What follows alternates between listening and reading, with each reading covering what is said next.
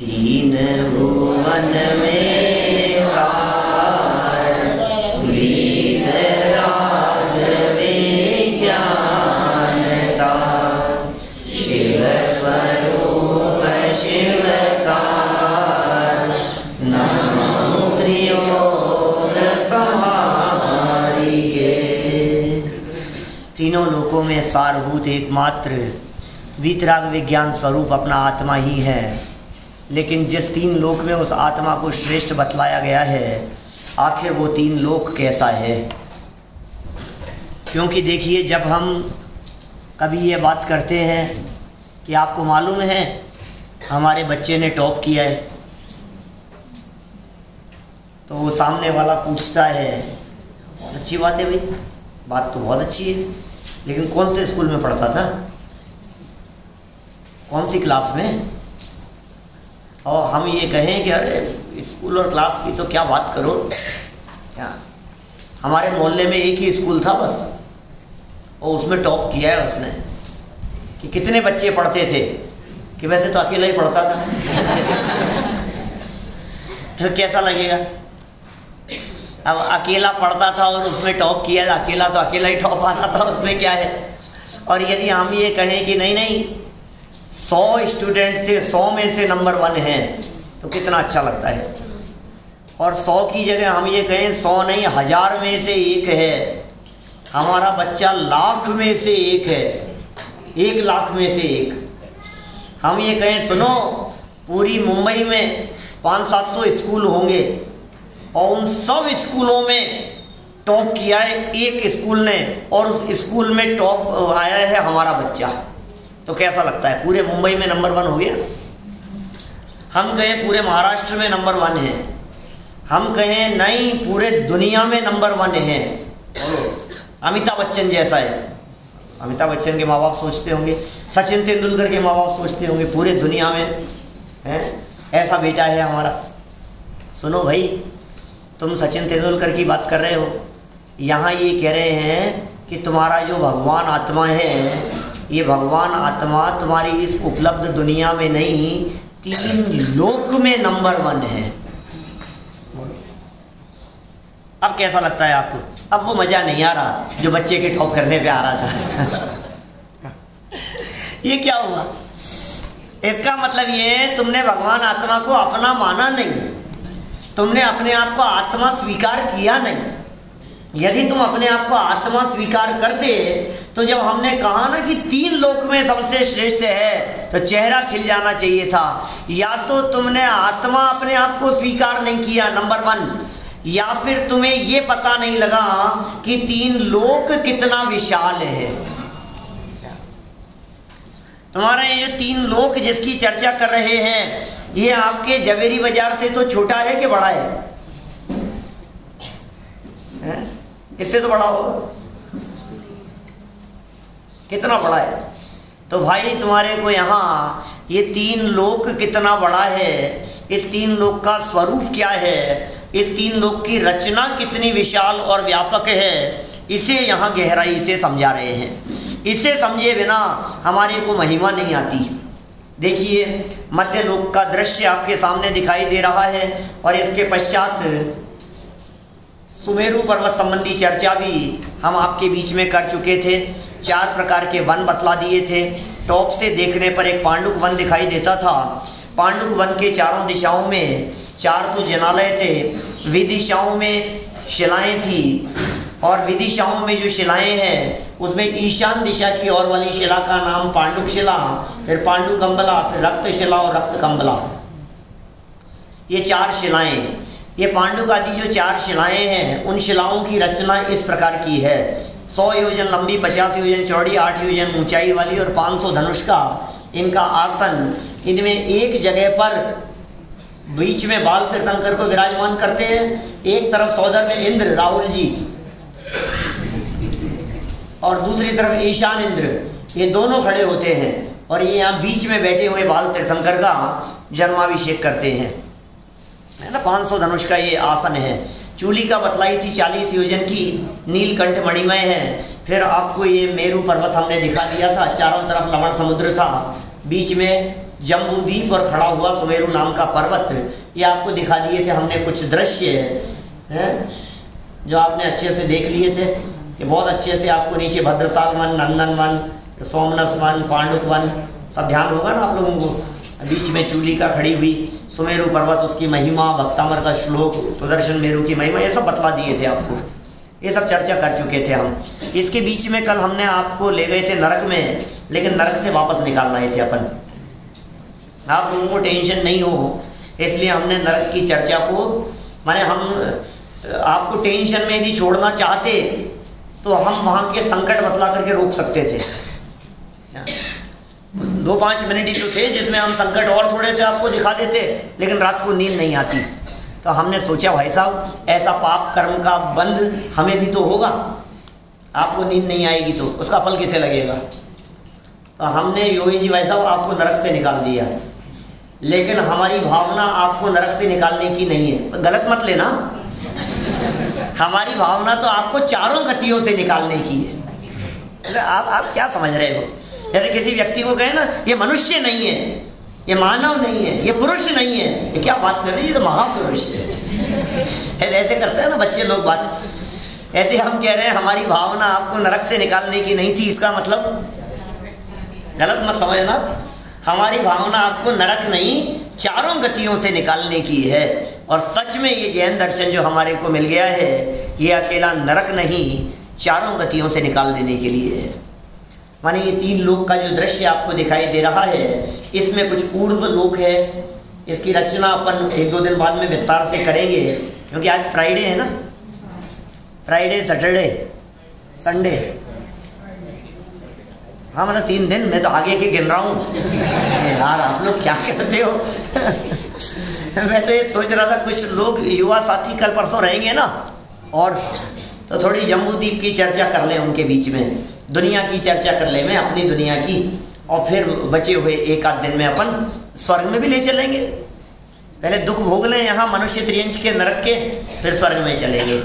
तो ये ऊर्ध्व लोक है, यहाँ की चर्चा विस्तार से करने वाले हैं। ये अधोलोक की चर्चा जो हम कल कर चुके हैं, ये है असंख्यात द्वीप समुद्र, इनका दृश्य, जिनमें अंतिम स्वयंभू रमण समुद्र की चर्चा हम कर चुके हैं। मैंने ये सब मैं अपने हिसाब से इसको कस्टमाइज करता रहता हूँ आगे पीछे, है ना। ये सब जो है ना स्लाइड से, इनमें बहुत सारी कमियां भी है, बहुत सारे सुधार सुझाव भी हैं, अभी प्रोग्रेस चल रही है, बहुत सारा काम होना बाकी है। देखिए जम्बूद्वीप 1 लाख योजन गोलाकार, और इसका वो कितना है, परिधि कितनी है? 1,80,000? नहीं यार क्या बात कर रहे हो। 3,16,227 योजन, 3 कोस, 128 धनुष, 13.5 अंगुल से कुछ अधिक, इतनी इसकी परिधि है। और फिर इसके बाद आगे चले तो ये परिधि का दरवाजा बतला दिया था आपको, फिर ये जम्बूद्वीप और ये लवण समुद्र, और ये लवण समुद्र 24 गुना। सर समझ में आया क्या? अभी कैसे है देखो, एक इधर आ गया, ये 1 लाख का जम्बूद्वीप। आज मेरे से पूछ रहे थे कि वो 2.5 द्वीप 45 लाख योजन कैसे होगा, वो कैलकुलेशन नहीं बैठ रहा है। तो 1 लाख का जम्बूद्वीप है। अब लवण समुद्र एक इधर और एक इधर, माने 2 लाख तो राइट साइड में है पूर्व दिशा में, और 2 लाख है पश्चिम दिशा में। समझ रहे हैं आप? तो जम्बूद्वीप से दुगना एक साइड में है, और फिर उससे दुगना एक साइड में दात्कीखंड द्वीप है इधर, और दात्कीखंड द्वीप इस लवण समुद्र से दुगना इधर भी होगा। तो जम्बूद्वीप को तो 1 लाख योजन को छोड़ दो, और बाकी जितने हैं उनको गिन लो 2.5 द्वीप के लिए। कुछ समझ में आ रही है कि क्या चर्चा चल रही है?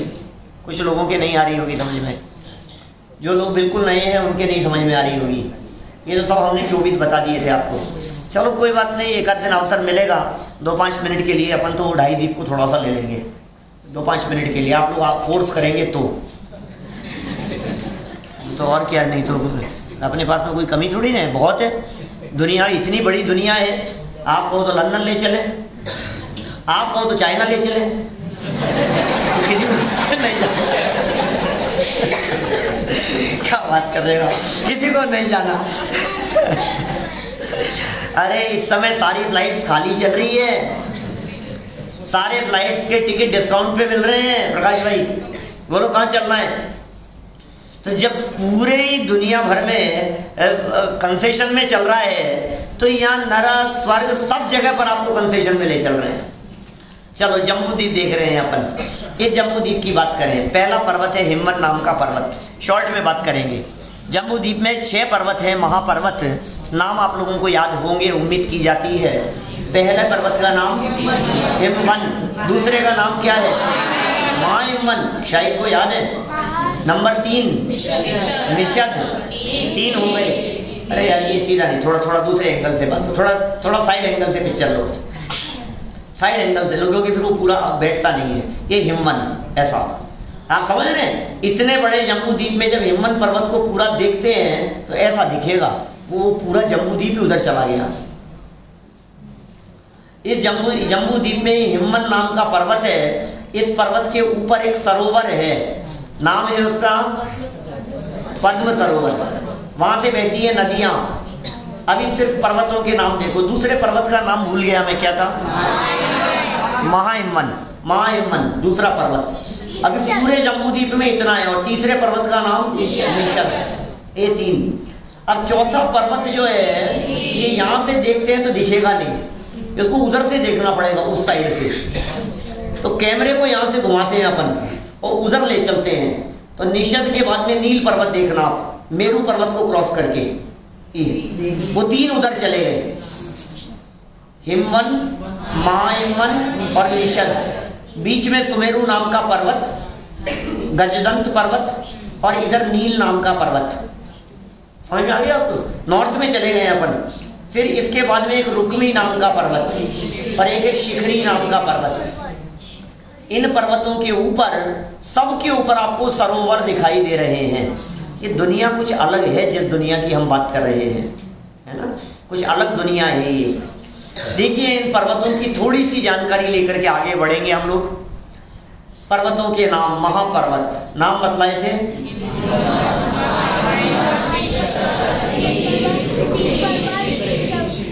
हाइट है इनकी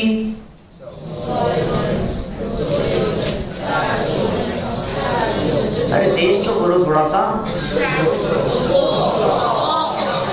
इनका कलर किस प्रकार का है?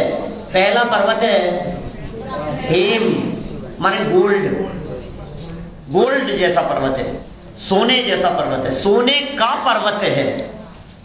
भरोसा नहीं होता हमारे को जब हम कहते हैं सोने का पर्वत है, तो ये कहता है नहीं भाई साहब सोने का तो नहीं है। तुम्हें पता है सोने का भाव क्या चल रहा है? सुबह बता रहे थे आइए जैन साहब 45,000 हो गया। सोने का पर्वत कैसे? क्यों? रेट बढ़ने से क्या सोना नहीं हो सकता? उसमें क्या हो गया? सोने का है माने सोने का है। दूसरा पर्वत है महाहिमवन, वो चांदी का है। तीसरा पर्वत है तपाए हुए सोने के समान, तपनीय है। चौथा नील पर्वत है, वो वैडूर्य मणि के समान है।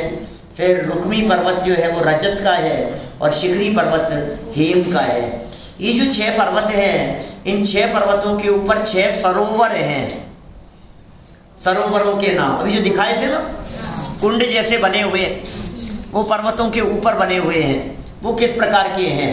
पद्म नाम का सरोवर, महापद्म सरोवर, तेगिच्छ सरोवर, केसरी सरोवर, महापुंडरीक सरोवर और पुंडरीक नाम का सरोवर।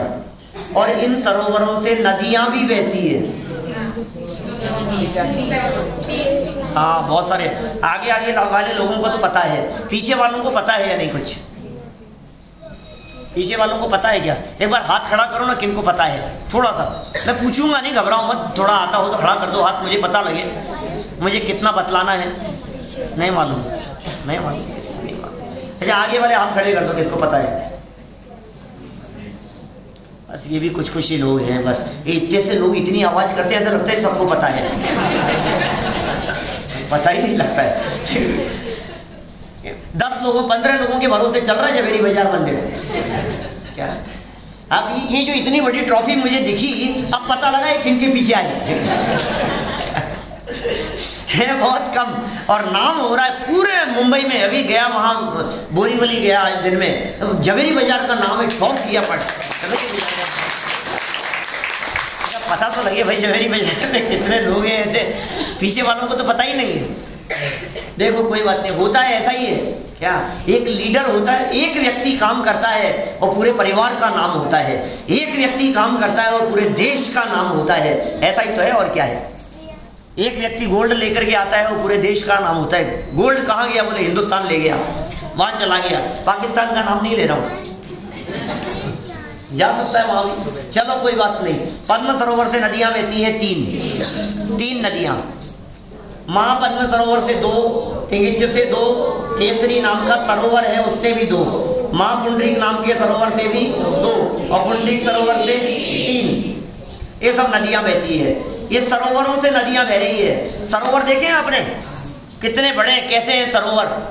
चलो हम आपको उन पर्वतों के सरोवरों के ऊपर ले चलते हैं, हिमवन पर्वत के ऊपर चलते हैं हम, चले।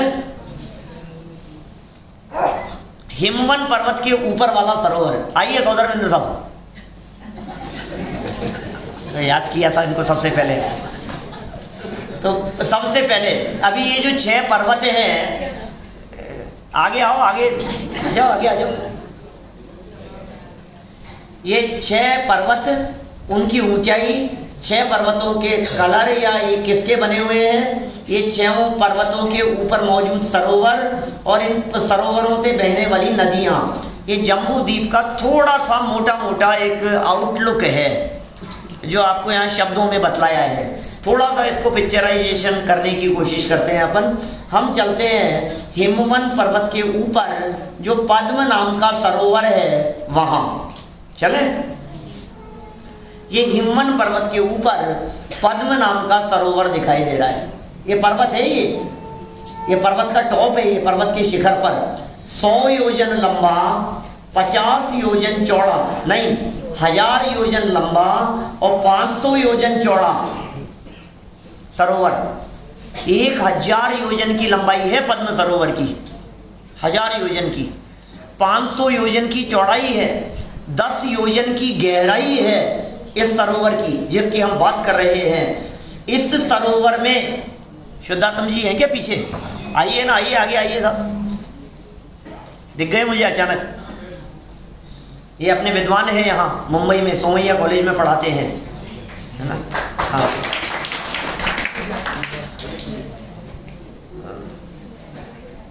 घाटकोपर से आए हैं अभी। घाटकोपर में है ना सोमैया कॉलेज, वहाँ जैन दर्शन पढ़ाते हैं वहाँ स्टूडेंट्स को, अपने स्मारक के शास्त्री विद्वान हैं।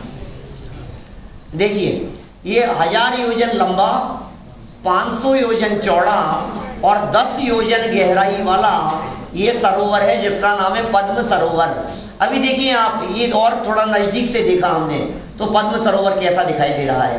3 नदियां बहती है इस पद्म सरोवर से, दिख रही हैं आपको? ऐसे दरवाजे बने हुए हैं, बाउंड्रियां बनी हुई हैं उनकी, और एक नदी बह रही है पूर्व दिशा की तरफ, दूसरी बह रही है पश्चिम दिशा की तरफ, और एक नदी बह रही है नॉर्थ में इस पद्म सरोवर से। 3 नदियां बहती हुई दिखाई दे रही है। आप थोड़ा सा देख पा रहे होंगे इस सरोवर में बीच में एक कमल दिखाई दे रहा है, दिख रहा है क्या आप लोगों को? 1 योजन का है ये कमल। तन मध्य योजनम पुष्करम, ऐसा सूत्र है ना तत्वार सूत्र में, तन मध्य योजनम पुष्करम। 1 योजन का ये कमल दिख रहा है। नहीं दिख रहा हो तो और दिखाऊं आपको, फिर और देख लो आप, थोड़ा पास से देख लो। अब तो दिख रहा है, अभी भी नहीं दिख रहा हो तो और देख लो, थोड़ा और नजदीक से। अब तो दिख रहा है कि नहीं? अब तो पक्का दिख गया। और अभी भी नहीं दिख रहा हो तो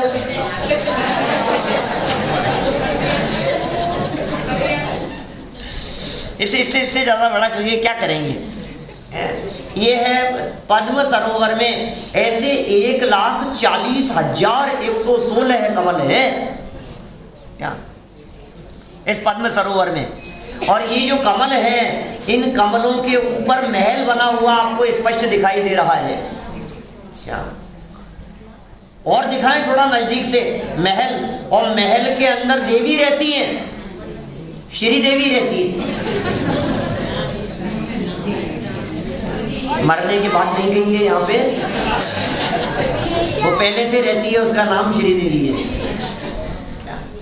पहले से रहती है यहाँ, उसका नाम श्री देवी है। ये देखो थोड़ा नजदीक से देखो, अब दिख रही है कि नहीं आपको? अब तो बिल्कुल दिख गई है ना? ये पद्म सरोवर के बीच में रहने वाला कमल, क्या कमल का पानी कैसे हिल रहा है? स्क्रीन हिल रही है।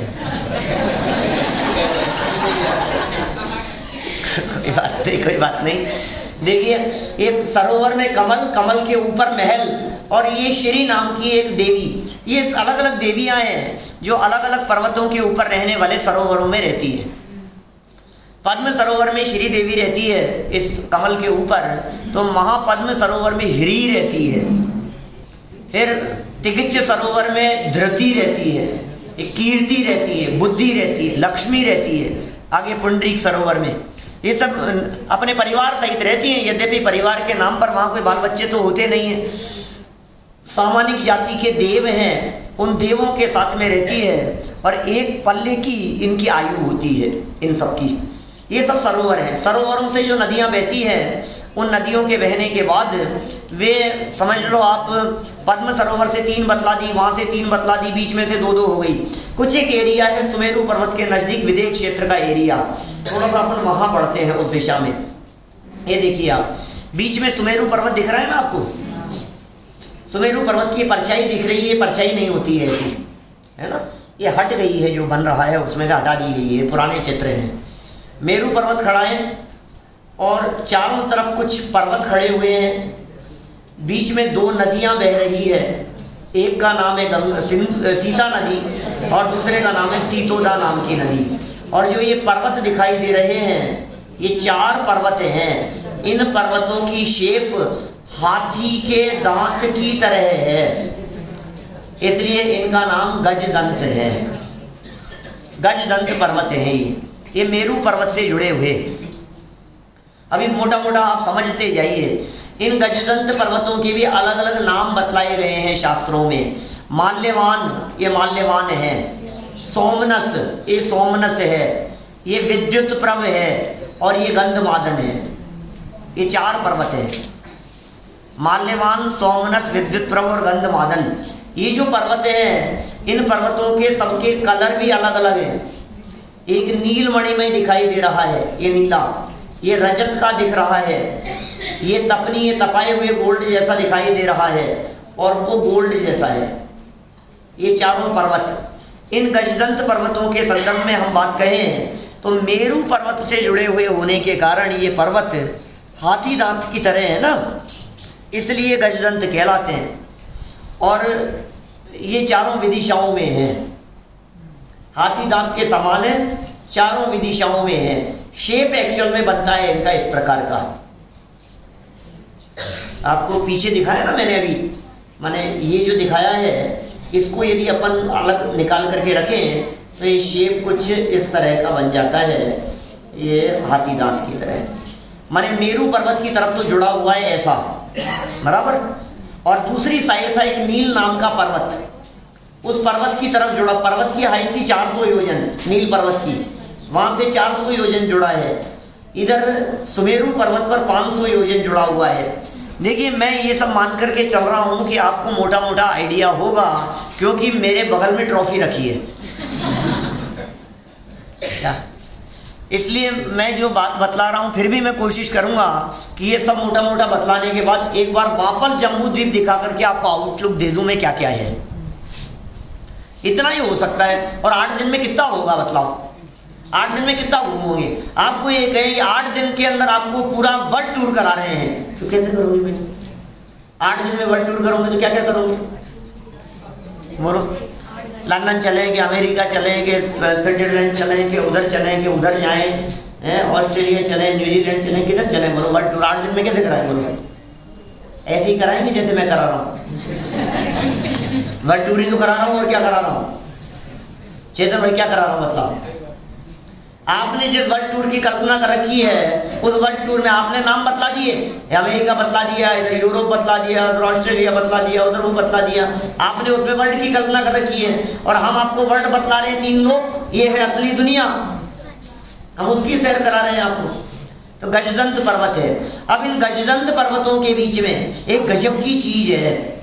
गजदंत पर्वतों के बीच में एक ऐसे वृक्ष बने हुए हैं जिन वृक्षों के ऊपर अकृत्रिम चैत्यालय हैं। कल परसों मेरे से कोई पूछ रहे थे कि भोग भूमि के जीव, उनको दर्शन भी नसीब होते हैं क्या? होते हैं। देखिए आप, ये है गजदंत पर्वत के बीच का एरिया। ये दिख रहा है आपको, ये पर्वत है, ये राउंड शेप में आ रहा है ना, ये इस जगह, ये गजदंत नाम का पर्वत है। इस गजदंत पर्वत के पास से ये बीच का जो एरिया है, ये भोग भूमि का एरिया है, जिसमें सेंटर में यहाँ आपको कुछ वृक्ष दिख रहे हैं। दिख रहे हैं कि नहीं दिख रहे हैं? अब तो दिख रहा है।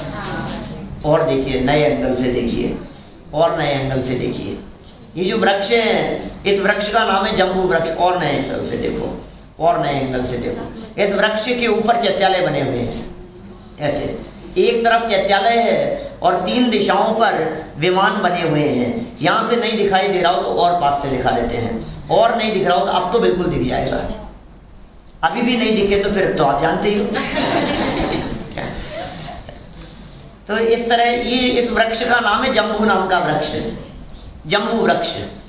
इस जम्बू वृक्ष के कारण इस पूरे द्वीप का नाम जम्बू द्वीप पड़ गया है। जम्बू वृक्ष है। ये है उत्तर कुरु नाम की भोग भूमि में। उसी के साउथ में है देवकुरु नाम की भोग भूमि। वहां शालमली नाम का वृक्ष है, वो भी ऐसा ही है। ये वृक्ष पृथ्वी का ही है, पृथ्वी के बने हुए हैं। देखो आप, अभी जम्बू द्वीप दिखाते हैं आपको। ये जम्बू द्वीप की रचना, मोटा मोटा दिख रहा है जम्बू द्वीप ऐसा है। ये कलर्ड चित्र आपने देखा ये पहले कई बार। देखो अभी इसमें क्या क्या दिखा दिया हमने आपको फास्ट चलते हुए। अब देखना, थोड़ा सा उपयोग की एकाग्रता से देखने का प्रयास करना। देखो भाई क्या क्या दिख रहा है इसमें। यहाँ से देखो, हिमवन नाम का पर्वत दिख रहा है। 6 पर्वत है, हिमवन, माहिमवन, निशक, नील, रुक्मी, शिखरी। नील, रुक्मी और ये शिखरी, 6 ना। ये 6 पर्वतों के ऊपर सरोवर है। पद्म, महापद्म, तिगिच, केसरी, महापुंडरी, पुंडरी, बराबर। इन सरोवरों से बह रही है नदियाँ। ये पद्म नाम, ये हिमवन पर्वत, पद्म सरोवर, यहाँ से बह रही है नदियाँ। ये बहती हुई दिखाई दे रही है। पीछे वालों को नहीं दिखाई दे रही होगी, मैं क्या करूँ, मैं तो आगे बुलाता रहता हूँ। अब आगे आकर के बैठो तो आपको दिखाई दे। ये यहाँ से नदियाँ बह रही है, इनके कारण पूरा बंटवारा होता है। तो हमने 6 पर्वत दिखा दिए, सरोवर दिखा दिए, नदियां दिखा दी। बीच में मेरू नाम का पर्वत है। यहाँ क्या भाई साहब समझ में आ रही है क्या? बीच में मेरू पर्वत है, ठीक है। इस मेरू पर्वत से जुड़े हुए 4 पर्वत हैं गजदंत। इनके नाम बतला दिए, इनकी शेप बतला दी, हाइट वगैरह बतला दी। अब यहाँ है वो वृक्ष, इस जगह पर देख लो आप अच्छे से, फिर दिखाऊंगा वापस आपको, आगे बढ़ करके दिखाऊंगा दूसरा चित्र। ये जो है गजदंत पर्वतों के कारण जो शेप बन गया है अर्धचंद्राकार दोनों साइड में, इस जगह पर इस एरिया में भोग भूमि है। भोग भूमि के जीव रहते हैं इस एरिया में, यहाँ पर भी और यहाँ भी रहते हैं भोग भूमि वाले। ये उत्तम भोग भूमि का एरिया है देवीलाल जी साहब। इस उत्तम भोग भूमि के एरिया में 2 वृक्ष है, ये एक जम्बू वृक्ष, एक शालमली वृक्ष। और इन वृक्षों के ऊपर, शाखाओं के ऊपर अकृत्रिम जिन मंदिर हैं, जिनके दर्शन वो कर लेते हैं। कौन? भोग भूमि वाले। 3-3 कोस की हाइट है उन जीवों की। 3 कोस, इमेजिन कर सकते हैं 3 कोस। एक कोस होता है बेटा 3 किलोमीटर का लगभग है, तो 3 कोस है मतलब 9 किलोमीटर की हाइट है। 9 किलोमीटर की हाइट वाले हैं वहां लोग, लगभग 9 किलोमीटर, 9, पौने 9, सवा 9, ये हाइट है वहाँ के लोगों की। लगभग इसी हाइट के हैं सभी लोग। ये उत्तम भोग भूमि में इन वृक्षों के दर्शन करने वाले लोग। देखो जम्बू वृक्ष, ये जम्बू नाम का वृक्ष ब्लैक एंड व्हाइट चित्र है, और ये चित्र लिया है आपके जैनेन्द्र सिद्धांत कोश से। इसकी 3 शाखाओं के ऊपर भवन बने हुए देवों के, और एक शाखा के ऊपर अकृत्रिम नाम का जिन मंदिर है। अकृत्रिम जिन मंदिर है। शाखा, विस्तार, लंबाई, चौड़ाई बहुत डिटेल में चर्चा की है। ये वृक्ष है पृथ्वी का एक, पृथ्वी का एक है ये वृक्ष, वनस्पति नहीं है, पत्ते नहीं होते इनके, टूटते नहीं है, ऐसे स्टोन के बने हुए हैं, सब कुछ सॉलिड हैं, टूटता नहीं है। इसी के नाम से इसका नाम जम्बूद्वीप पड़ा है। इसकी हाइट है एक्चुअल में 8 योजन की, पर इस वृक्ष की 4 मुख्य शाखाएं आपको बता दी, 1 पर जैन मंदिर और 3 पर भवन बता दिए गए। ये कौन सी जगह पर है, जो लोकेशन अभी आपको बतलाई थी, थोड़ा सा और उसको अलग एंगल से दिखाने का प्रयास करता हूं। देखिए, दिख रहा है कुछ? अब थोड़ा सा क्लियर दिख रहा है सब? अब समझ में आ रही है बात क्या है? ये देखिए, बीच ये गजदंतों के बीच में उत्तर कुरु और देवकुरु भोग भूमियां दिख गई। बीच में मेरू नाम का पर्वत, इधर गजदंत नाम के पर्वत 4 हैं। ये क्या क्या नाम है गजदंत पर्वतों के? माल्यवान, सोमनस, विद्युत प्रभ, गंधमादन, ये चारों पर्वत हैं, कूट बने हुए हैं। इनके ऊपर भी अकृत्रिम जिन मंदिर है, गजदंत पर्वतों के ऊपर भी। सुमेरु नाम का पर्वत और यहाँ से बहने वाली नदियाँ, एक का नाम सीता नदी, एक का नाम सीतोदा नदी, और ये नदियाँ यहाँ से बहती हुई आगे जाकर के द्वीपों में चली जाती है। यहाँ से आती है सरोवरों से ऊपर से और इधर चली जाती है, इधर जाकर के लवण समुद्र में मिल जाएगी, इधर जाकर के लवण समुद्र में मिल जाएगी। अब इन गजदंत पर्वतों के कारण जो ये बीच का एरिया है, जो उत्तम भोग भूमि वाला एरिया है, देवकुरु नाम और उत्तर कुरु नाम, इनमें है ये जम्बू और शाल्मली नाम के वृक्ष, है ना। ये देवकुरु, उत्तर कुरु भोग भूमियाँ और जम्बू शाल्मली नाम के वृक्ष। कुछ ख्याल नहीं आपको? कहाँ तक आ गए हैं अपन, कौन सी जगह पर पहुंच गए हैं? अभी ये जो उत्तर कुरु और देवकुरु नाम की भोग भूमियाँ दिख रही है आपको, इन भोग भूमियों के भी कुछ दृश्य दिखा दे रहे हैं आपको, मोटा मोटा एक आइडिया लग जाए आपको कि भोग भूमियों में क्या स्थितियां बनती होगी, कैसी स्थितियां होती हैं उन भोग भूमियों में। कहाँ की बात कर रहा हूँ मैं? स्वर्गों की ना। भोग भूमि स्वर्ग में तो है, तो कहाँ है? अरे भाई 3 लोक था, 3 लोक में से ऊपर का अलग छोड़ दिया, बाद में मिलेगा। नीचे जाकर के आ गए,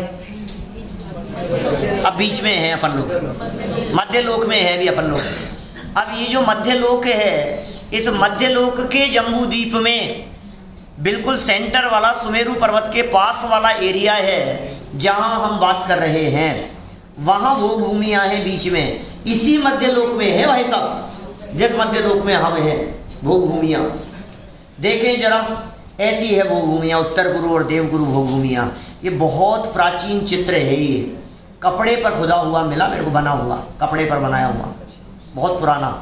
वहाँ से उसको स्कैन करवाया, वहाँ से उसको ला करके इसमें दिखाया आपको। ये भोग भूमि और कर्म भूमि में क्या अंतर है आप बतला सकते हैं? भोग भूमि और कर्म भूमि, दुनिया में 2 प्रकार की भूमियाँ होती है, सम्यक 2 प्रकार की भूमियाँ हैं दुनिया में। एक का नाम है भोग भूमि और दूसरे का नाम है कर्म भूमि। बोलो आपको कौन सी भूमि पसंद आती है, भोग भूमि या कर्म भूमि? मुझे मालूम है बम्बई के लोग हैं तो कर्म भूमि पसंद करेंगे, भागते रहो भागम भाग, कर्म करते रहो, यहाँ भाग रहे हैं वहाँ भाग रहे हैं। मैं तो आज पहली बार वहाँ जाकर के आया, इतना दूर बोरीवली, मैं तो जान गया क्या इनकी हिम्मत है बम्बई वालों की। कर्म भूमि क्या होती है बम्बई वालों से ज़्यादा कौन समझ सकता है क्या? हम तो भोग भूमि लोग हैं, हमसे नहीं होता ये भागम भाग, हमसे नहीं होती भाई। देखो क्या कह रहे हैं, कर्म भोग भूमि वो होती है जहाँ कल्प वृक्ष होते हैं। भोग भूमि वहाँ होती है जहाँ भोजन बनाना नहीं पड़ता। भोग भूमि वहाँ होती है जहाँ कमाना नहीं पड़ता। भोग भूमि वहाँ होती है जहाँ सब कुछ रेडीमेड मिलता है। क्या इसलिए हमें ऐसे महसूस होता है कभी कभी तो भोग भूमि जैसे जाकर के बैठ जाते हैं और माल आ जाते हैं पकवान बन करके। डोसे कहो तो डोसे आ जाएंगे आपके पास में, आज समोसे खाए आज हमने केले के।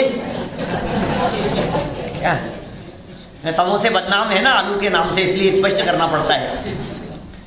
तो देखो आप, ये नहीं है ऐसी, न कमाना पड़ता है ना तो कमाते हैं न बनाते हैं, ये सब ऐसी भोग भूमि जैसी भोग भूमि की व्यवस्थाएं होती है। लेकिन भोग भूमि में सारी व्यवस्थाएं कल्प वृक्षों से होती है। और कर्म भूमि में जितनी भी व्यवस्थाएं होती है उसके लिए बनाना भी पड़ेगा और कमाना भी पड़ेगा, और उसके बावजूद भी जो मिलेगा और उसमें चिक चिक करते हुए उसको भोगना पड़ेगा। ये सब कर्म भूमि की स्थिति है। माने ऐसा ही है स्वरूप कर्म भूमियों का। सारे जगत में कर्म भूमि जहाँ है वहाँ यद्यपि कर्म करने पड़ रहे हैं, तथापि उन जीवों को कर्म करते हुए उनका त्याग करके मुक्ति प्राप्त करने की स्वाधीनता है। भोग भूमि में जन्मे हुए जीव संयम नहीं ले सकते।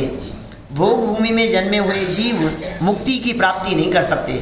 भोग भूमि में मुनि दीक्षा नहीं होती। भोग भूमि के जीवों को छठा सातवां गुणस्थान नहीं होता, पंचम गुणस्थान भी नहीं होता। वे भोग भूमि के जीवों में चौथे गुणस्थान तक संभव है। संयम असंयम भी नहीं है वहाँ। खैर, भोग भूमि और कर्म भूमि, भोग भूमि की सारी व्यवस्थाएं जो थी ये हो रही थी कल्प वृक्षों के माध्यम से, है ना। भोग भूमि के प्रकार हमने आपको बतला दिए क्या, कितने प्रकार की है? 3 प्रकार की है भोग भूमि। एक उत्तम, एक मध्यम, एक जघन्य। लेकिन कुभोग भूमि भी है। देखो, पहले 2 भेद करो भोग भूमि के, एक भोग भूमि, एक कुभोग भूमि, बराबर। फिर भोग भूमि के 3 भेद हैं, उत्तम, मध्यम और जघन्य। यहाँ जितने लोग होते हैं इनकी स्थिति बड़ी विचित्र प्रकार की होती है भोग भूमि वालों की।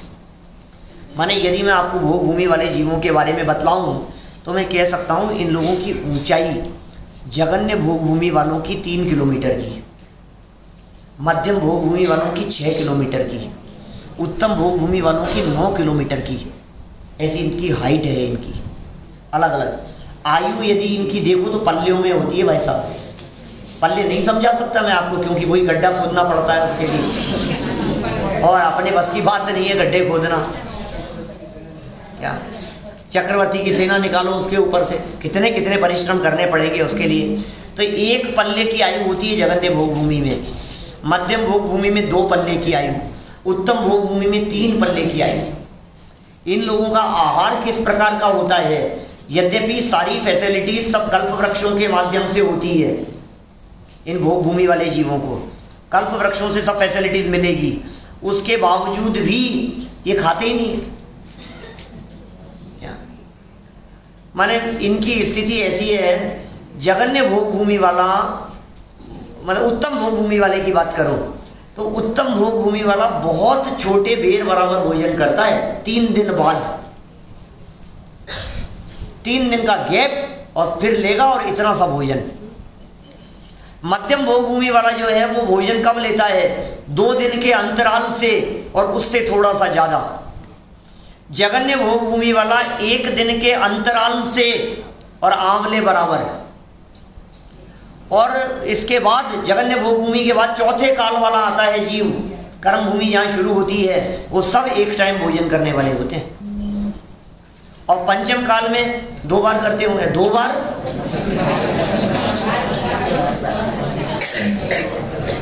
क्या कितनी बार करते हैं पंचम काल में? बार बार करते हैं पंचम काल में सब। मम्मी वालों को देख करके तो लगता नहीं है बार बार का टाइम मिलता होगा। चलो, ये सब युवा कितने जल्दी हो जाते हैं मालूम है आपको? आयु बतला दी, ऊंचाई बतला दी, आहार बतला दिया है। युवा कितने समय में हो जाते हैं ये भोग भूमि वाले जीव? माने 7 स्टेप हैं इनके। उत्तम भोग भूमि वाले के 3-3 दिन में स्टेप होते हैं, मध्यम भोग भूमि वाले के 5-5 दिन में, और जघन्य भोग भूमि वाले के 7-7 दिन में स्टेप होते हैं। कैसे स्टेप हैं?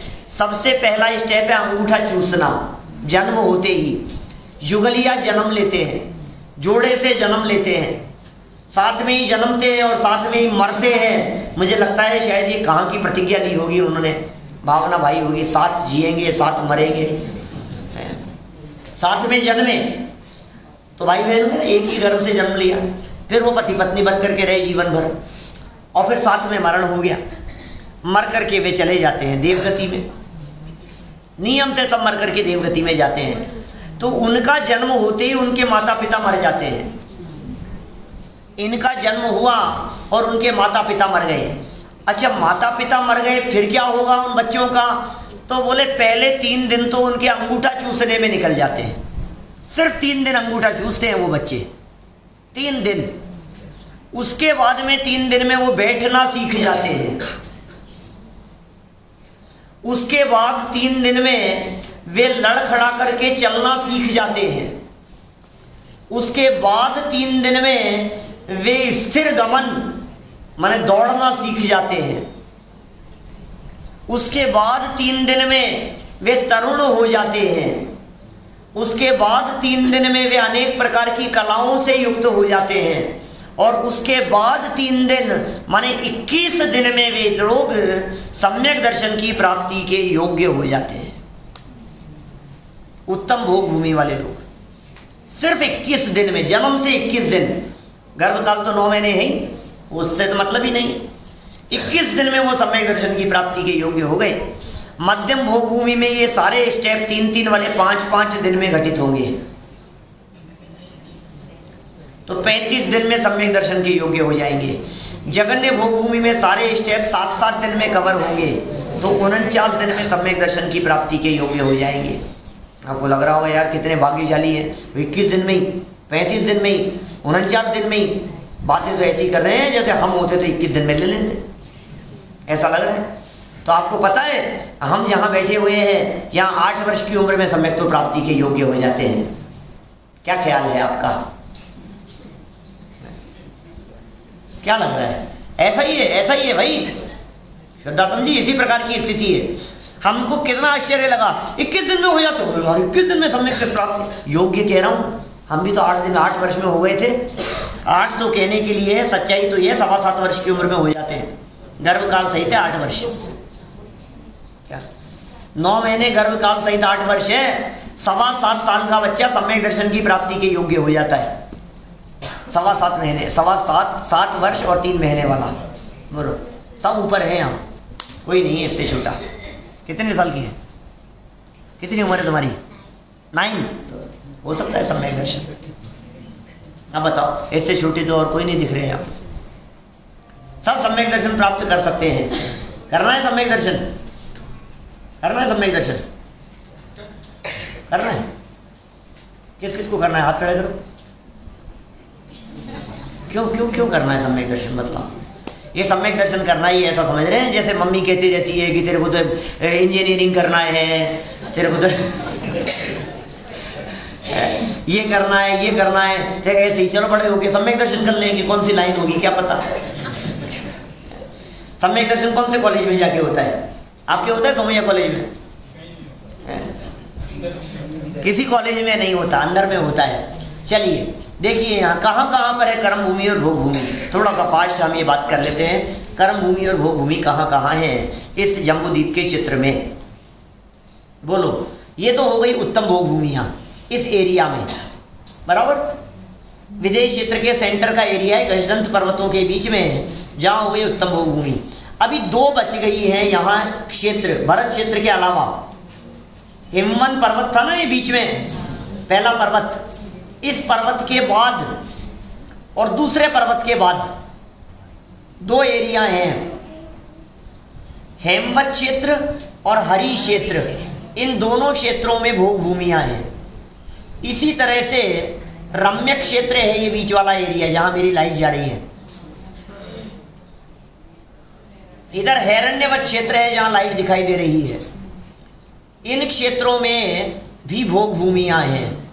तो 2 भोग भूमियां हो गई यहाँ, 2 ये क्षेत्र हो गए और 2 क्षेत्र ये हो गए, एक यहाँ और एक यहाँ। तो इस तरह 6 हो गए कुल क्षेत्र। ये 6 क्षेत्र हैं जम्बूद्वीप में जहाँ भोग भूमि है, और बाकी का जो बचा हुआ एरिया दिखाई दे रहा है वो सब कर्म भूमि का एरिया है। माने ये विदेह क्षेत्र वाला एरिया भी मूल में कर्म भूमि का ही एरिया है। चलो आगे चले। ये भोग भूमि की बात हुई, कुछ कर्म भूमि की बात हो गई जहाँ कर्म करना पड़ता है। सुनो, ये गजब की बात कह रहा था इस भोग भूमि के संदर्भ में। ये जो भोग भूमि है, इन भोग भूमियों में इतने भोग होते हैं और इतनी फैसिलिटीज होती है कि चक्रवर्ती उनके आगे पानी भरे। आप समझ रहे हैं मैं क्या कह रहा हूं? चक्रवर्ती उनके आगे जाकर के पानी भरे, ऐसी स्थिति है। चक्रवर्ती उनके यहां जाकर के झाड़ू लगाए। मैं चक्रवर्ती का अपमान नहीं करना चाहता, लेकिन भोग भूमिया जीवों के भोग चक्रवर्तियों से अनंत गुने ज्यादा होते हैं, अनंत गुने ज्यादा। नेमिचंद्र सिद्धांत चक्रवर्ती आचार्य देव ने त्रिलोकसार नाम के ग्रंथ में बहुत स्पष्ट शब्दों में मूल गाथा में प्रयोग किया है कि चक्रवर्ती के भोगों से अनंत गुना भोग भोग भूमि वाले जीव भोगते हैं। चक्रवर्तियों से अनंत गुना भोग। अब सोचो अब चक्रवर्ती कैसा भोग भोगता होगा, तो मैं आपको कह सकता हूं कि आपके ये जो है ना एक बिल्डिंग, यहां नाम लेना ठीक नहीं है ना, लेकिन वो है ना, वो चक्रवर्ती के यहां जाकर के झाड़ू लगाए, ऐसा हाल है। समझे ना? आप सोच लो वो चक्रवर्ती क्या होता है, क्या चीज है वो चक्रवर्ती। और उस चक्रवर्ती के जितने भोग हैं, 32,000 राजा जिसके अधीन होते हैं। चक्रवर्ती का राज्य दिखा देंगे एक बार, आप चाहेंगे तो उसका राज्य भी। अब क्या देखना है तुम्हारे को, चक्रवर्ती का राज्य दिखाएं, ऐसा है? बोलो। ये चक्रवर्ती के राज्य से भी ज्यादा अनंत गुने भोग भूमि के जीव भोगे।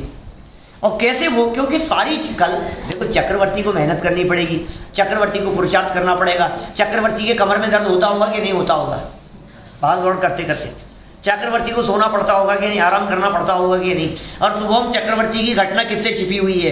रसोई ने गरम गरम परोसा तो जीभ जल गई उसके बेचारे, हाथ जल गया, गरम गरम भोजन फेंक दिया उसने रसोई के ऊपर, थाली उछाल करके फेंक दिया। मर करके व्यंतर हो गया था, कहानी नहीं सुना रहा हूं, मर करके व्यंतर हो गया था, वापस आ गया था, लवण समुद्र में ले गया था। सुबह चक्रवर्ती नमोकार मंत्र बोल रहा था मन में, पानी में लिख करके मिटाना उसने पैर से, मर करके 7वें नरक चला गया।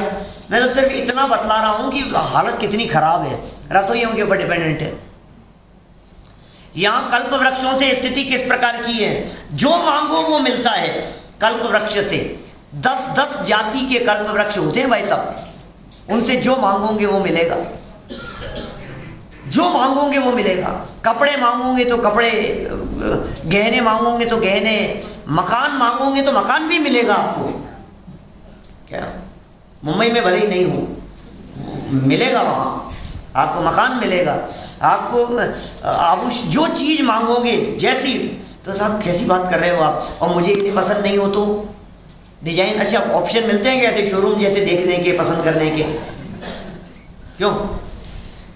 कोई ऑप्शन नहीं है योगेश भाई, वहां पसंद करने के ऑप्शन नहीं है। क्यों? क्योंकि आपने मांगा तो आपको आपके पुण्य के प्रमाण में मिलेगा। सब लोगों ने रसगुल्ले मांगे तो सबको रसगुल्ले अपने अपने पुण्य के प्रमाण में मिलेंगे, क्वालिटी उसकी। समझ रहे हैं आप? क्वालिटी कैसी मिलेगी? हाँ, लेकिन इतना जरूर है कि आपने यदि कपड़े मांगे, क्या संकेत, तो आपने यदि कपड़े मांगे तो आप ही की साइज के मिलेंगे, राहुल जी की साइज के नहीं आ जाएंगे आपके माने फिटिंग के आएंगे, ऐसा है। माने ट्रायल रूम की जरूरत नहीं है वहां ट्रायल करने की।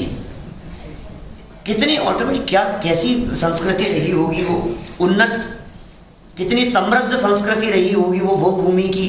जिस भोग भूमि के काल में, माने अभी तो देखो हम एटीएम में गए, कार्ड लगाया, कोड डाला, पैसे निकल गए उसमें से। अभी सोचो आप पैसे की जगह डोसे निकलने लगे।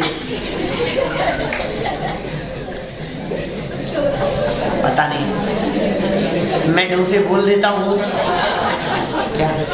गुजरातियों के बीच में आकर के डोसे की बात नहीं करें अपन, जलेबी फाफड़ा की बात करनी चाहिए यहाँ तो, ऐसा खाखरा की बात करें। तो अभी ऐसी मशीनें आ जाए, बोलो कि आप कुछ नहीं, आपको ऐसा डोसा निकलेगा इसमें से, आपको कैसे लगे? कितना अच्छा लगता है। अरे यार ऐसे रेडीमेड क्या मिल रहा है बोलो आप। अभी तक तो रेडीमेड कपड़े सुन रहे थे, अब रेडीमेड ये डोसे आ गए हैं। अभी तो ऐसे आ गए ना, ड्रोन से हो रहा है डिलीवर, इस तरह का पिज्जा वगैरह हो रहा है डिलीवर, ऐसा कुछ है। डोसा तो नहीं आया होगा उसमें। माने कैसी कैसी टेक्नोलॉजी है। अभी ऐसी टेक्नोलॉजी आ गई कि ये इस टेक्नोलॉजी की बात कर रहा हूँ मैं। इस टेक्नोलॉजी में आपको हर चीज़ मिलेगी, आपके पुण्य प्रमाण में मिलेगी, आपकी साइज का मिलेगा। क्या माने ऐसी टेक्नोलॉजी कि आप मॉल के अंदर चक्कर लगा करके आओ, आपके कपड़े बदल जाएंगे, आपको बदलने नहीं पड़ेंगे, अपने आप ही ये हट जाएंगे और नए आ जाएंगे। ये कैसा हो सकता है? ये सब बड़े जबरदस्त व्यवस्थाएं हैं, ये भोग भूमि की व्यवस्थाएं। ये भोग भूमि कहाँ कहाँ है ये थोड़ा सा आपको दिखाया। कुभोग भूमि हम आपको दिखा चुके थे, बराबर। भोग भूमि का एक और चित्र मुझे मिला, युगलिया जन्म जहाँ होता है, ये नाभी राय मरुदेवी का चित्र है। और एक पुराण में से मेरे को मिला प्राचीन चित्र।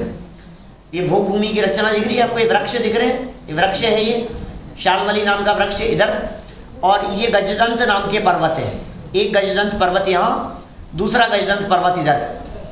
ये गजदंत नाम के पर्वत, बीच में बह रही है नदी जो इस पर्वत के ऊपर से बही थी इधर, सीतोदा नाम की नदी जो इधर चली जाएगी। और ये युगलिया यहाँ इन्होंने जन्म लिया है। नाभी राय मरुदेवी का ये चित्र है। ये युगलिया जन्म लेते हैं, जन्म की परिस्थितियाँ भी बड़ी विचित्र होती है यहाँ। साथ में जन्म लेते हैं, माने जब इनकी आयु, युगलिया जो होते हैं उनकी आयु सिर्फ 9 महीने शेष बचती है, तो उस काल में गर्भ धारण होता है स्त्री के। और जब 9 महीने बाद इनका जन्म होता है, ये लेटे हुए होते हैं दोनों पति पत्नी समझो आप, और उसका जन्म हुआ बालक का, तो एक को छींक आई और एक को जम्वाई उबासी जो कहें आप, जो शब्द है यहाँ का गुजराती का, तो बस वो क्या कहते हैं, बगासी, बगासी सू से क्या बोल रहे हो, सा, बगा सा, बगासू, बगासू, बगासू, समझ गया यार ये बगासू क्या होता है। तो ये ऐसा होते ही वो 2 बच्चों का जन्म हुआ, मेल फीमेल, लड़के लड़की का जन्म होगा, बस उनका जन्म हुआ और इन दोनों का हो जाता है मरण, खत्म हो गया। ये कैसी व्यवस्थाएं हैं बोलो, उधर उनका जन्म और इधर इनका मरण। और मरने के बाद में फिर उनकी डेड बॉडी का क्या होता होगा भाई साहब, वो बच्चे कैसे दाह संस्कार करेंगे, कहाँ जाएंगे, लकड़ियों की व्यवस्था कौन करेगा, इलेक्ट्रिक होता होगा, वो भी नहीं होता, तो फिर क्या होता है, अरे प्रकृति की व्यवस्था है भाई साहब। कैसी व्यवस्था है, कपूर की तरह उनका शरीर अपने आप उड़ जाता है, खत्म हो जाता है, बादलों की तरह विघटित हो जाता है। और तीसरा एक एग्जाम्पल दिया इन्हीं के लिए, बिजली की चमक के समान विलीन हो जाता है, खत्म, चमका और खत्म। दोनों बच्चों का जन्म हो गया, बिना माता पिता के जीवन यापन कैसे चलता होगा, आयु पल्यों में है, बता दिया हमने जीवन यापन कैसे चलता होगा, अंगूठा चूसते चूसते, और वो सारी बातें हमने आपको बतला दी। अकाल मरण यहाँ नहीं होता और मर करके सभी देवगति में जाते हैं, आयु पल्यों में होती है। ऊंचाई बतला दी हमने, तीनों भोग भूमियों में अलग अलग ऊंचाई बतला दी। आहार आपको बतला दिया, तीनों भोग भूमियों में कितना कितना प्रकार का होता है, कितने दिन में होता है और कितना कितना होता है। और कुछ इनके दृश्य और देख लो आप, हैं कल्प वृक्षों के, ये ऐसे कल्प वृक्ष हैं, वहाँ दोनों बच्चे हैं, यहाँ जन्म हुआ है, कल्प वृक्ष हैं ऊपर, इस तरह के कल्प वृक्ष हैं वहाँ। ये बैठना सीख गए यहाँ पर, फिर इसके बाद में थोड़े से बड़े हो गए, चलना सीख गए, ये और बड़े हो गए, और बड़े हो गए, ये और बिल्कुल युवा हो गए। और ये 7 चरण यहाँ हमने आपको बतला दिए, 7 चरण। पहला अंगूठा चूसना, फिर बैठना, अस्थिर गमन, अस्थिर गमन माने लड़खड़ा करके पाँव, खड़े तो हैं लेकिन पैर लड़खड़ा करके चल रहे हैं, 9 महीने के बच्चे जैसे, 10 महीने 11 महीने के बच्चे जैसे। फिर स्थिर गमन, फिर अनेक कलाओं से युक्त हो जाते हैं, तरुण हो जाते हैं, और अंतिम चरण में सम्यक दर्शन की प्राप्ति के योग्य हो जाते हैं। ये सब व्यवस्थाएं भोग भूमि के जीवों के साथ में होती है, ये सारी व्यवस्थाएं। ये कल्प वृक्ष जो है ये सुपर टेक्नोलॉजी है, ये सारे कल्प वृक्ष हैं। देखो कपड़े ऐसे टके हुए, टांग करके दिखा दिए, नहीं तुम्हें कैसे पता लगेगा कि इससे वस्त्र मिलते हैं। एक्चुअल में ऐसे कोई कपड़े टके थोड़ी ना होते हैं वहाँ कल्प वृक्ष के ऊपर, ऐसा थोड़ी ना होता है कि इस तरह के वहाँ ये कल्प वृक्ष हैं तो इनके ऊपर रोशनी है।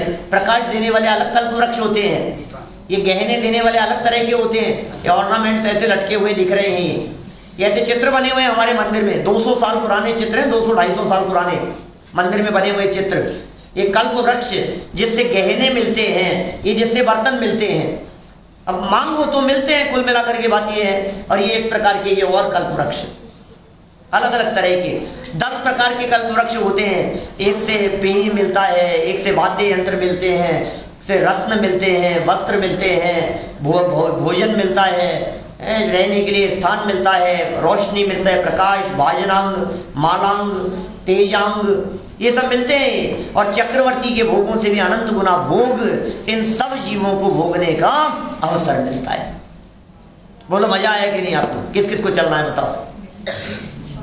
क्या नहीं चलना है आपको? सुनो भाई, इतने सब भोग भोगने के बाद भी, चक्रवर्ती से अनंत गुना भोगों को भोग लेने के बावजूद भी तृप्ति नहीं मिलती है। क्या? शांति नहीं मिलती है, सुख नहीं मिलता वैसा, क्योंकि इनमें सुख नहीं है, यहां शांति नहीं है। बाहर के संसार में क्यों ढूंढे है सहारा, तेरे सागर का तेरे भीतर है किनारा। तेरा सुख तो तेरे भीतर है भाई। बाहर में हमें लग तो रहा है ये मिल जाएगा, ये मिल जाएगा, ऐसा मिल गया, वैसा मिल गया, ये भोग भूमि मिल गई, तो फिर तो ठीक है ना। इतनी तकलीफ होगी जिसकी आप कल्पना नहीं कर सकते हो, क्योंकि जीवन तो सबका पूरा होना है। मरने के बाद में सब नियम से देवगति में चले जाते हैं, लेकिन वहां भी शांति नहीं है। वहां से लौट करके फिर यहाँ आ गए। ये चतुर्गति का परिभ्रमण तब तक नहीं मिटता जब तक ये जीव अपने में नहीं आ जाता है। देख लो आपको यदि भोग भूमि पसंद आ रही हो, आपको यदि कल्प वृक्ष पसंद आ रहे हो, तो मैं टिकट बुक कराऊं? फ्लाइटें खाली चल रही है। बोलो, मांगना पड़ेगा। एक बात समझ लेना, बिना मांगे नहीं मिलेगा। इसका मतलब भिखारी बन करके हाथ फैलाएगा तब जाकर के मिलेगा इस कल्प वृक्ष से, इतना समझ लेना। और हम जो मार्ग बतला रहे हैं, गुरुदेव श्री ने जो मार्ग हमारे को बतलाया है, क्या वो मार्ग ऐसा बतलाया है जिसमें तुझे भिखारीपन के शब्द निकालने की जरूरत नहीं है, मांगने की जरूरत नहीं है। जांचे सुर तरु देह सुख और चिंतत चिंता रेन, और बिन जांचे बिन चिंतये धर्म सकल सुख देन। जिस धर्म की आराधना हम कर रहे हैं, ये धर्म सर्व प्रकार के सुखों को देने वाला है, शांति देने वाला है। वहां कल्प वृक्षों से सुविधाएं तो मिल जाएगी, लेकिन शांति नहीं मिलेगी। जिस धर्म की आराधना हम कर रहे हैं यहाँ, जिस धर्म को हम समझने की बात कर रहे हैं, जो वस्तु स्वभाव धर्म है, जो सम्यक दर्शन धर्म है, जो दंसन मूलो धर्म है, जो देवगुरु धर्म के माध्यम से हमें मिला, जो गुरुदेव श्री की वाणी से हमारे को सीखने को मिला, जो जिनवाणी में हमारे को जानने को मिला, वो ऐसा धर्म है बेटा जिस धर्म के होने पर दुख नहीं होता। बोलो, आप यदि वहां से जाकर के मांगेंगे कल्प वृक्ष से, ये बच्चे बैठे हैं ना, एक जगह ऐसे बच्चे बैठे थे तो मेरे से बोले अंकल वहां आईफोन 11 भी मिलता है क्या? और 12 भी मिलता है क्या? कौन कौन से बोलेंगे? कहा बेटा मिल तो जाएगा, अरे फिर तो बहुत अच्छा है, लेकिन सुखी नहीं दुखी होगा। क्या? सुख की गारंटी नहीं है, सुविधाएं तो है, सुख नहीं है। बोलो, सुख चाहिए या सुविधाएं चाहिए? आप अपने बच्चों को सुविधाएं देना चाहते हैं या सुख देना चाहते हैं? बोलो राहुल भाई। राहुल भाई से क्यों, मैं तो नवीन भाई से बात करूं ना। आप अपने बच्चों को सुविधाएं देना चाहते हैं कि सुख देना चाहते हैं? बोलो। इसलिए लाए हैं यहां इस मार्ग में, इसलिए बतलाया है ये मार्ग आर्जव, इसलिए दिखाया है ये रास्ता, इसलिए है ये चीज कि हम ये नहीं चाहते कि तुम इस दुनिया की चकाचौंध में दौड़ते दौड़ते अपने जीवन को बर्बाद कर दो। ये मनुष्य जीवन जो मिला है हमारे को, ये बड़े भाग्य से मिला है। हम इस बात की गारंटी लेते हैं कि यदि आपने इस मार्ग को अपनाया और इस मार्ग पर चले, तो बड़े से बड़े पहाड़ आपके माथे पर टूट पड़े, उसके बावजूद भी आपको उनसे लड़ने की ताकत और हिम्मत मिलेगी। इस बात की हम गारंटी दे सकते हैं, क्योंकि आपके पास में उन परिस्थितियों को देखने का नजरिया होगा, उन विपत्तियों को झेलने की टेक्निक होगी, उसकी कला होगी। आपके आपके पास में कर्म सिद्धांत होगा, आपके पास में क्रमबद्ध पर्याय होगी, आपके पास में पर्यायों की स्वाधीनता ख्याल में आने के योग्य ऐसी पात्रता है आपके पास में। आपने चार अभाव को समझा है, आपने वस्तु स्वतंत्रता को समझा है। अरे यदि व्यंतर भूत पिशाच राक्षस आ जाएं और ऐसे गला पकड़ लें आपका चुड़ैल आकर के, कौन सी क्या बात सोच रहे हो आप? तो उसके बावजूद भी आपको ये क्रमबद्ध पर्याय ये वो रास्ता दिखाएगी जिससे आपको संतुष्टि मिलेगी, जिससे आपको शांति मिलेगी। इसलिए कहा बिन जांचे बिन चिंतये धर्म सकल सुख देन। और ये सकल सुख जिस धर्म से मिलता है, जिस सम्यक दर्शन रूपी धर्म से मिलता है, वो सम्यक दर्शन कहाँ मिलता है कि वो मिलता है सुबह यहाँ 9 बजे।